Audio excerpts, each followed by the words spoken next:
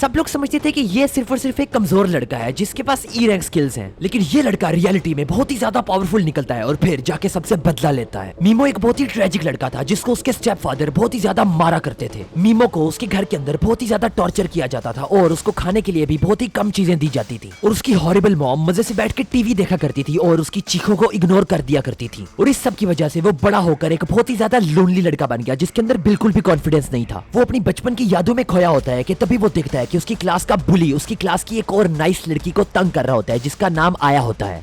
वो आया से उसकी बुक छीन लेता है और उसको हवा में लहराना शुरू कर देता है और उसका मजाक उड़ाता है क्योंकि वो नॉवेल्स पढ़ रही होती है। मीमो इमेजिन करता है कि अगर ये एक मूवी होती तो वो इस बुली को रोक लेता और फिर सब उसकी तारीफ करते, लेकिन उसको पता होता है कि रियलिटी के अंदर इस बस के अंदर किसी को भी इस लड़की की कोई परवाह नहीं है और अगर वो इसके लिए खड़ा होगा तो सिर्फ और सिर्फ उसकी कुटाई ही होगी। उस बस में मौजूद बाकी पॉपुलर स्टूडेंट्स बिल्कुल चुप करके बैठे हुए हैं क्योंकि वो बीच में इन्वॉल्व नहीं होना चाहते और उनका टीचर भी बिल्कुल बेकार है बिकॉज वो मजे से सो रहा है। और फिर वो बुली उस लड़की से बार बार उसका फोन नंबर मांगता है और फिर अचानक से मीमो खड़ा हो जाता है और शो की आंखों में आंखें डालकर कहता है कि तुम आया को अकेला छोड़ दो। और ये देखकर शो हंसना शुरू कर देता है और कहता है कि तुम क्या कर लोगे। और फिर कीरी जो कि उस क्लास का सबसे पॉपुलर स्टूडेंट होता है वो कहता है कि लड़की को अकेला छोड़ दो। शो उसकी बात मान लेता है और उस लड़की को अकेला छोड़ देता है और फिर जाकर एक और नर्ड को तंग करना शुरू कर देता है जिसका नाम यासो होता है। मीमो भी ये सोच ही रहा होता है कि उसने ऐसा क्या किया, लेकिन तभी अचानक से एक बहुत ही मैजिकल चीज होती है और उस क्लास में मौजूद सारे स्टूडेंट्स एक और दुनिया के अंदर टेलीपोर्ट हो जाते हैं। वो सब लोग पूरी तरह से शॉक हो जाते हैं, लेकिन तभी अचानक से वहां पर एक बहुत ही ज्यादा खूबसूरत लड़की आ जाती है जो कि अपने आप को इंट्रोड्यूस करवाती है और कहती है कि मेरा नाम विसाय है और मैं एक गॉडेस हूँ। और वो एक्सप्लेन करती है कि जब भी उनके किंगडम के ऊपर डीमन किंग का खतरा मंडलाता है तो वो लोग पूरी यूनिवर्स से सबसे ज्यादा बहादुर वॉरियर्स को इकट्ठा करके यहाँ पर बुला लेते हैं। फिर वो कहती है कि आज से 200 साल पहले डीमन किंग ने ऑलमोस्ट उनका सारा किंगडम डिस्ट्रॉय कर दिया था, लेकिन फिर उनके किंगडम को कुछ बहुत ही ज्यादा बहादुर वॉरियर्स ने बचा लिया था। लेकिन अब 200 साल के बाद डीमन किंग एक दफा फिर से जिंदा हो गया है और इन सब वॉरियर्स को यहाँ पर इसलिए बुलाया गया है कि वो अब इन सबको प्रोटेक्ट करेंगे और डीमन किंग को हमेशा के लिए खत्म कर देंगे। वहां पर मौजूद सारे स्टूडेंट्स बहुत ही ज्यादा कंफ्यूज हो जाते हैं और वो सोचते हैं कि या तो वो सब लोग मर चुके हैं या फिर ये एक प्रैंक है। और फिर उनका टीचर कहता है कि तुम सब लोग चुप कर जाओ और जो कुछ ये गॉडेस कह रही है उसको गौर से सुनो। मीमो उस कैसल का अच्छी तरह से जायजा लेता है और वहां पर कुछ वॉरियर्स लोहे का आर्मर पहन के खड़े होते हैं और वहां पर वो जो गॉडेस होती है जिसकी आंखें येलो कलर की होती हैं और फिर वो अपने आप को चुटकी काटता है ये देखने के लिए कि कहीं वो एक सपना तो नहीं देख रहा। और फिर अचानक से कीरी बोल पड़ता है और वो कहता है कि क्या होगा अगर हम लोग तुम्हारी बात मानने से इनकार कर दें। और फिर वो गॉडेस स्माइल करके कहती है कि कुछ नहीं, बस मैं तुम्हें तुम्हारी दुनिया में वापस नहीं भेज पाऊंगी। और फिर कीरी पूछता है कि क्या इस दुनिया से वापस जाने का कोई रास्ता है भी सही या फिर नहीं। और फिर वो गॉडेस कहती है कि बिल्कुल है और वो उनको भेज सकती है,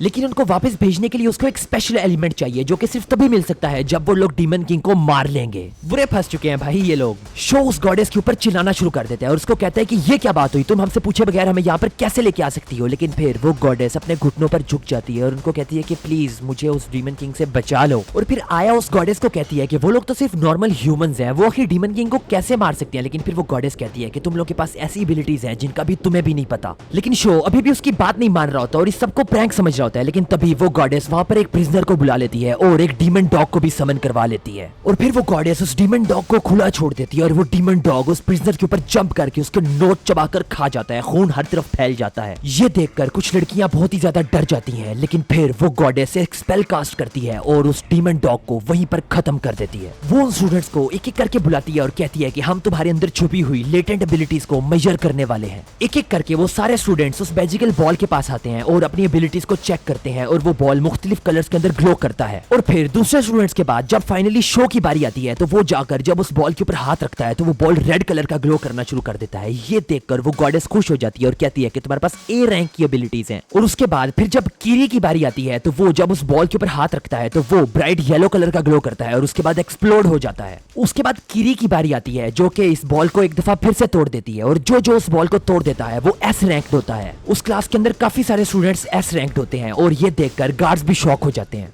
वसाई कहती है कि एक एस रैंक बंदे को भी बहुत ही ज्यादा लकी समझा जाता है और इस क्लास के अंदर तो 3 एस रैंक लोग मिल चुके हैं। अब फाइनली मिमी की बारी आ जाती है और वो जैसे ही जाकर उस बॉल के ऊपर हाथ रखता है तो वो डिम पर्पल कलर के अंदर ग्लो करना शुरू कर देता है। वो गॉडेस मीमो के बारे में बिल्कुल भी नहीं सोचती और अगले स्टूडेंट को बुला लेती है। लेकिन फिर जब मिमी उससे पूछता है कि मेरा रैंक क्या है तो वो गॉडेस कुछ भी नहीं बोलती और चुप करके खड़ी रहती है। बहुत ही बुरी तरह से इग्नोर हो गया भाई अपना लड़का, लगता है वो इस दुनिया में भी लूजर ही रहने वाला है। उसके बाद उस क्लास के सबसे बड़े नर्ड यानी यानी कि यासो की बारी आती है और जब यासो उस बॉल के ऊपर अपना हाथ रखता है तो ये पता चलता है कि यासो के अंदर बहुत ही डार्क मैजिक की एबिलिटी है और वो सबसे ज्यादा स्ट्रॉन्गेस्ट बन सकता है। फिर वो गॉडेस कहती है कि अब उन सब लोगों को एक रिचुअल करना पड़ेगा और उसके बाद वो सबसे पहले मीमो को बुलाती है जिसको गार्ड्स धक्का देकर आगे कर देते हैं और फिर वो मीमो को एक गहरे गड्ढे के अंदर फेंक देती है और कहती है कि मीमो ई रैंक्ड है जो कि इस क्लास में सबसे ज्यादा लोएस्ट रैंक है। ई रैंक्ड लोग बहुत ही ज्यादा प्रॉब्लम्स क्रिएट करते हैं इसलिए उनको यूजुअली मार दिया जाता है, लेकिन इस दफा क्योंकि उन लोगों को बहुत ही ज्यादा एस रैंक्ड हीरोज मिल चुके हैं इसलिए वो ई रैंक्ड मीमो को अपनी जान बचाने का एक मौका देगी और उसको एक रुइंस में भेजा जाएगा जो कि एक डंजन है और वहां पर क्रिमिनल्स और मॉन्स्टर्स को भेजा जाता है। वो मीमो को कहती है कि अगर वो उस डंजन में सर्वाइव कर लेगा तो उसको जिंदा रहने का एक मौका दे दिया जाएगा, नहीं तो उसको मार दिया जाएगा। कितनी जालिम है भाई ये बंदी। और फिर मीमो उस गॉडेस से पूछता है कि आखिर तुम मेरे साथ ऐसा क्यों कर रही हो और फिर वो गॉडेस कहती है कि मीमो इतना ज्यादा कमजोर है कि अगर उसको ट्रेनिंग का मौका भी दिया जाए तो वो जितनी मर्जी ट्रेनिंग भी कर ले वो फिर भी ताकतवर नहीं बन सकता। ये सुनकर मीमो को गुस्सा आ जाता है और वो कहता है कि मैं कभी भी यहाँ पर नहीं आना चाहता था, मुझे मेरी मर्जी के बगैर यहाँ पर लाया गया है और अब मेरे से जान छुड़वाई जा रही है। और फिर अचानक से कीरी बोल पड़ता है और वो कहता है कि मीमो सबका टाइम वेस्ट कर रहा है बिकॉज लड़कियां बहुत ही ज्यादा थक चुकी हैं।